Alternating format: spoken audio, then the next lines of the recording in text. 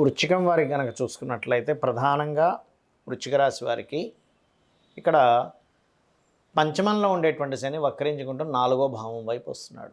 అంటే అర్ధాష్టమ శని యొక్క ప్రభావం పోయిందనుకున్నది మళ్ళీ కొంచెం దాని ఎఫెక్ట్ కనబడుతూ ఉంటుంది.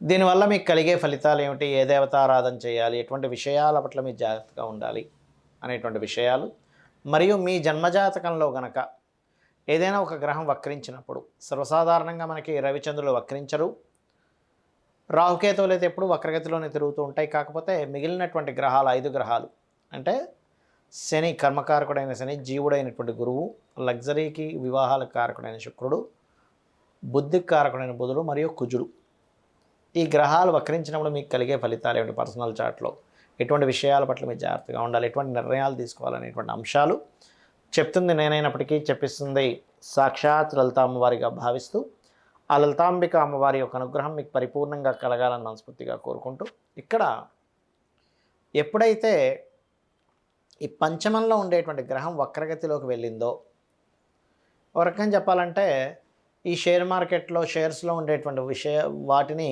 కొన్ని విత్డ్రాల్ చేసుకుంటూ ఉంటాం మనం, చాలా ఇంత పెరిగింది చాలు మనం తీసేసుకుంటే మంచిది అని, అటువంటి వాటికి చాలా బాగుంటుంది. అలాగే తాతగారి ఆస్తి సంబంధించినటువంటి విషయంలో కొంత మంచి ఫలితాలు వస్తాయి. కాకపోతే మీరు ఆగస్టు మాసంలో మాత్రం తాతగారి ఆస్తి విషయంలోని, వ్యాపారాల విషయంలోనూ తొందరపాటు నిర్ణయాలు పనికిరావు, గుర్తుపెట్టుకోండి.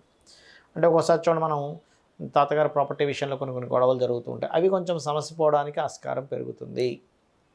అదేవిధంగా విదేశాల్లో ఉంటూ అక్కడ పర్మనెంట్ రెసిడెన్సీ అవ్వడానికి, అక్కడ పర్మనెంట్గా ఉండిపోవడం చేసే ప్రయత్నాలు ఫలిస్తాయి. పిహెచ్డీస్ ఏదైనా రీసెర్చ్ చేసేటువంటి వారికి శని వక్రగతి, మీనంలో ఉండేటువంటి శని వక్రించి కుంభంలో ఉండేటువంటి రాహు దగ్గరికి వెళ్తున్నాడు. కావున ఏంటంటే కొద్దిగా ఈ రాహుతో ఎప్పుడైతే ఈ సంబంధాలు ఏర్పడుతున్నాయో వక్రించి, దీనివల్ల రీసెర్చ్ ఓరియంటెడ్ ఏదైనా అకల్ట్ రిలేటెడ్ సంబంధించినటువంటివి ఏవైతే ఉంటాయో ఆ యొక్క సంబంధించినటువంటి వాటిలో మీకు కలిసి రావడం జరుగుతుంది, గుర్తుపెట్టుకోండి. అంటే అట్లాంటి వాటిలో మీకు బాగుండడం, అంటే అట్లాంటి వాటిలో మీకు ఏదైనా కొన్ని రిజల్ట్స్ కనబడడం అనేటువంటిది బలంగా ఉంది చెప్పాలంటే. కాకపోతే మీరు ఏదైనా ఒక ప్రాపర్టీ తీసుకునేటప్పుడు పడమర మరియు నైరుతి దోషాలు ఏమైనా ఉన్నాయా, బాగా పాత ప్రాపర్టీస్ తీసుకునే ఛాన్సెస్ కూడా ఉంటుంది. ఇలా శని కనుక వక్రించుకుంటూ రాహు వైపు వచ్చేటప్పుడు అలా తీసుకునేటప్పుడు ఏమైనా కొన్నిసార్లు ఏమవుతుందంటే పడమర బాగా పెరిగిపోవడం, లేకపోతే నైరుతి బాగా ఓపెన్గా ఉండేటువంటి ల్యాండ్స్ తీసుకోవడం జరుగుతుంది. ల్యాండ్స్ కావచ్చు, అదే ఇల్లులు కావచ్చు, ఏదైనా కానీ. కాబట్టి అలా పెరగడం కానీ, తరగడం కానీ, ఓపెన్గా ఉండడం కానీ కన్స్ట్రక్షన్లో అలాంటి దోషాలు ఏదైనా ఉన్నాయి తీసుకుంటే అది అనవసరంగా ఇబ్బందికి ఎక్కువ గురి చేస్తుంది. కాబట్టి ఈ విషయంలో జాగ్రత్తగా ఉండండి. అయితే మన జన్మజాతకంలో ఏదైనా ఒక గ్రహం కనుక వక్రించినప్పుడు దానివల్ల కలిగే ఫలితాలు ఏమిటి అంటే ఒక్కొక్క గ్రహంగా చూసుకుందాం. అయితే ఇక్కడ రవి కానీ చంద్రుడు కానీ వక్రించాడు, రాహుకేతువులు ఎప్పుడు వక్రగతిలోనే ఉంటాయి, అవి ఎప్పుడు రుజుమార్గంలో తిరగవు. అయితే మనకి మిగిలినవి ఇంకా మిగతా ఏంటి 5. ఈ 5 గ్రహాలు అసలు వక్రించిన గ్రహంతో మనిషి ఎందుకు పడతాడు అనేది భృగునందనాడిలో ఒక సబ్జెక్ట్ ఉంటుంది. ఉదాహరణకి శని కనుక వక్రించి పుట్టాడు ఎవరైనా, దాని అర్థం ఏంటంటే మిగతా ప్లానటరీ పొజిషన్స్ అన్నిటినీ గమనించుకొని శని ఈజ్ ది కారక ఆఫ్ కర్మ. కాబట్టి వీళ్ళు ప్రొఫెషనల్ రీత్యా, వీళ్ళ ఉద్యోగ రీత్యా ఉన్న ప్రదేశం నుంచి మారితే బాగుంటుందా బాగోదా అనేది తెలుస్తుంది దీనివల్ల. కొంతమంది చూడండి, అదే ఊళ్ళో ఉన్నంతకాలం ఏమీ ఎదగలేదండి, కానీ ఊరు మారిన తర్వాత వీళ్ళకి చాలా బాగుంది అంటుంటాం. అంటే శని వక్రించినప్పుడు అది ఏ రాశుల్లో ఉండి ఏ నక్షత్రంలో ఉండి వక్రించిందో దాన్ని బట్టి వీళ్ళు ఊరు మారితే బాగుంటుందా బాగోదా అనేది ఒకటి చెప్పచ్చు. రెండవది, వాళ్ళకి ఒక్కొక్కసారి 2 జాబులు చేసే యోగం ఉంటుంది చెప్తారు. దేన్ని మిస్ అవుతున్నాడు, దేన్ని కనెక్ట్ అవుతున్నాడు. ఎందుకంటే ఒక గ్రహం ఒక రాశిలో ఉన్నప్పుడు ఒక భావాన్ని నుంచి వెనక్కి వెళ్తుంది.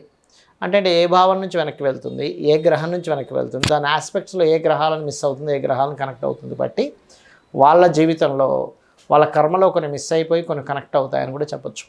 అదేవిధంగా కొన్ని పూర్వజన్మలో ఉన్నటువంటి కొన్ని పెండింగ్ కర్మాస్ వక్రగతి అంటే చెప్పాలంటే. కాబట్టి పూర్వజన్మలో కొన్ని మిస్ అయినటువంటి కొన్ని కర్మలు చేయడానికి వచ్చారు ఈ భూమి మీదకి అనేటువంటిది అర్థం. ఇక గురువు వక్రించాడు అనుకోండి ఉదాహరణకి, అప్పుడు ఏమవుతుంది అంటే ఇక్కడ జీవుడు కొన్నింటిని వాంటెడ్లీ ప్రయత్నపూర్వకంగా కొన్నింటిని వదులుకోవాల్సి వస్తుంది, కొన్నిటితో కనెక్ట్ అవ్వాల్సి వస్తుంది. ఒకటి జ్ఞానము, కొంత ఆధ్యాత్మిక సంబంధించిన కొంత ఏదైతే పూర్వజన్మల్లో మిగిలిపోయినటువంటి బ్యాలెన్స్ ఏదైతే ఉందో దాన్ని క్లియర్ చేసుకోవడానికి వచ్చాడు. అది దేవతా కర్మ అనుకోండి, గురువుకు సంబంధించిన కర్మ అనుకోండి, లేకపోతే గురువులు నుంచి అంటే గురువులకి ఏదైనా చేయాల్సింది మిస్ అయిపోయింది. అది దత్తాత్రేయ సంబంధంగా ఉండేటువంటి ఆధ్యాత్మిక కర్మ అనుకోవచ్చు, టీచర్స్ రూపంలో ఉండేటువంటి గురువులు అనుకోవచ్చు, మీకు మంత్రాన్ని ఇచ్చిన గురువు అనుకోవచ్చు. ఏదైనా సరే ఒక పెండింగ్ ఉండిపోయింది, దాన్ని ఫుల్ఫిల్ చేసుకోవడానికి భూమి మీద పుట్టాడు అని చెప్పి అర్థం. అదేవిధంగా శుక్రుడు వక్రిస్తాడు. శుక్రుడు వక్రించినప్పుడు అది ఎక్కడి నుండి వక్రించిందో చూడాలి, గుర్తుపెట్టుకోండి. సప్తమంలో ఉండి వక్రిస్తేనేమో వివాహ జీవితం విషయంలో డిస్టర్బెన్స్ వస్తూ ఉంటాయి. అష్టమంలో నుండి వక్రిస్తే మంచిది, ఎందుకంటే సప్తమంలోకి వస్తూ ఉంటాడు కాబట్టి. ఆ రకంగా ఇతను లగ్జరీ సంబంధించినవి, వివాహ సంబంధించినటువంటి విషయాలు, అదేవిధంగా కొంతమందికి మీరు మనీని ఇవ్వవలసింది ఉంది, బ్యాలెన్స్ ఉండిపోయారు, దాన్ని రిటర్న్ చేయడానికి వచ్చారు భూమి మీదకి అనేటువంటి చెప్తుంది. అదేవిధంగా కొంత స్త్రీ సంబంధించినటువంటి విషయాల్లో కొన్ని బ్యాలెన్సెస్ ఉండిపోయి, కొంత అమ్మవారి సాధనా సంబంధించిన విషయాలు, అది ఎప్పుడంటే శుక్రకేతువులు కలిసినప్పుడు చెప్పాలి. ఈ రకంగా వాళ్ళ యొక్క బ్యాలెన్స్ ఏమిటనేటువంటిది ఉంటుంది. అదేవిధంగా బుధుడు వక్రించినప్పుడు ఏంటంటే దాని అర్థం మీరు ఈ భూమి మీదకి నాలెడ్జ్ షేరింగ్ కోసం వచ్చారు. అంటే నాలెడ్జ్ షేర్ చేస్తేనే మీ యొక్క జీవితం ఫుల్ఫిల్ అవుతుంది. చూడండి, చాలామంది దాచేసుకుని ఉంటారు వాళ్ళ నాలెడ్జ్ని. దాచుకున్నంతసేపు అంటే అందరికీ వర్తించదు నేను చెప్పేది. కొన్ని ఉంటాయి సీక్రెట్గా, కొన్ని ఉంటాయి అందరికీ చెప్పకూడదు, కొన్ని ప్రమాదకరం, కొన్ని గుప్తంగా ఉంచాలి, దాని ధర్మాలు దానికి ఉంటాయి. కానీ పర్టికులర్గా బుధుడు వక్రించినటువంటి వారు ఏంటంటే వాళ్ళ నాలెడ్జ్ని ఎంత షేర్ చేసుకుంటూ ఉంటే వాళ్ళ లైఫ్ అంత బాగుంటుంది, గుర్తుపెట్టుకోండి.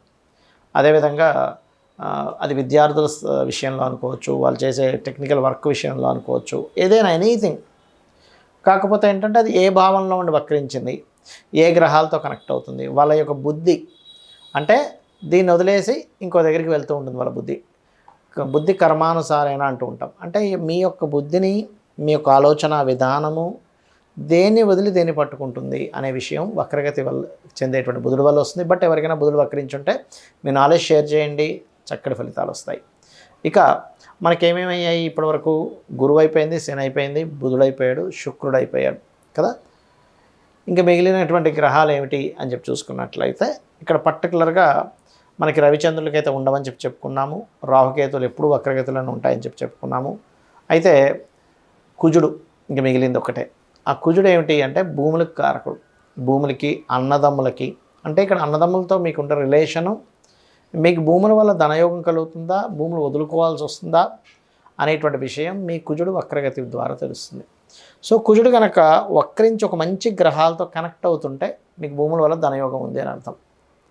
లేదండి అసలు వక్రించి ఇంకొక పాపగ్రహాలతో కనెక్ట్ అవుతుందంటే భూమిని వదులుకోవాల్సిన పరిస్థితి మీ లైఫ్లో వస్తుంది అని అర్థం. అదేవిధంగా కోపాన్ని వదలాలి, కోపాన్ని త్యజించాలి కుజుడు వక్రించినప్పుడు సర్వసాధారణంగా. అంటే పూర్వజన్మల్లో ఉండేటువంటి కొన్ని గొడవలు ఏవైతే ఉన్నాయో ఆ యొక్క డిస్టర్బెన్సెస్, గొడవలన్నింటినీ క్లియర్ చేసుకోవడం కోసం ఈ జన్మనెత్తారు చెప్పాలంటే. లేదా సిబ్లింగ్స్తో ఉన్నటువంటి కొన్ని రిలేషన్స్ని మీరు పూర్వజన్మలో కొన్ని ఫుల్ఫిల్ చేయలేదు, సిబ్లింగ్స్తో ఉన్న రిలేషన్స్ కావచ్చు. అదేవిధంగా కుజుడు వక్రించి ఉన్నటువంటి వారు ఎక్కువగా బ్లడ్ డొనేట్ చేస్తే చాలా మంచిది. సో బ్లడ్ డొనేట్ చేయడం వల్ల మీ యొక్క కర్మ కూడా తగ్గుతుంది. అలా అని బక్క చిక్కిన వాళ్ళు, బ్లడ్ లేని వాళ్ళు చేయమని చెప్పట్లేదు. ఒకవేళ సరే మాకు ముందే బ్లడ్ లేదు నేను ఎలా చేయాలి అంటే గోవు క్యారెట్స్ కానీ బీట్రూట్స్ తినిపించిన మంచిది. లేదా కొంతమందికి బ్లడ్ అవసరం ఉంది కానీ వాళ్ళు కొనుక్కోలేకపోతున్నారు, అలాంటి వాళ్ళకి మీరు కొనివ్వండి కుజుడు వక్రించున్నప్పుడు, దానివల్ల కూడా మీకు బాగుంటుంది.